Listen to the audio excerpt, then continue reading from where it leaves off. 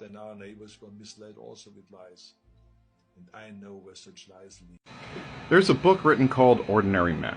And Ordinary Men is about a group of German police officers that get put on the Eastern Front. These are not people that grew up with Hitler as a child. These are adults that were cops. And they slowly, and I mean this, slowly slid into the atrocities, one atrocity at a time. And the idea behind the book is that it could happen to all of us.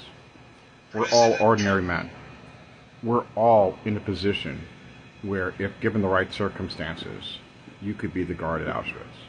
You could be on the Eastern Front assassinating people. And that's what happened to these men. They didn't start out that way. They weren't indoctrinated, but one step at a time. And that's what's going on with the GOP. Remember that Arnold Schwarzenegger ran as a Republican in the state of California, a state which he could not pronounce.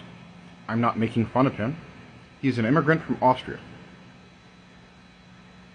My grandfather was an immigrant from Prussia.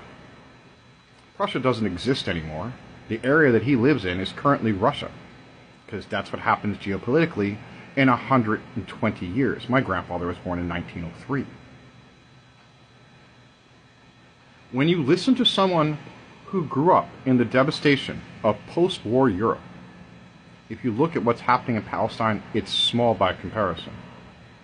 The Soviet Union, England, and the United States, for 3 years, bombed the living daylights out of the Third Reich. 24 hours a day, 7 days a week, no time off. And this is a man who's warning us about the big lies that were the results of Germany getting its ass kicked. Of the people we should listen to that are Republicans, listen to the ones who actually have the experience. Arnold Schwarzenegger made poor decisions with his servants that lived in his house and got one of them pregnant and has a child.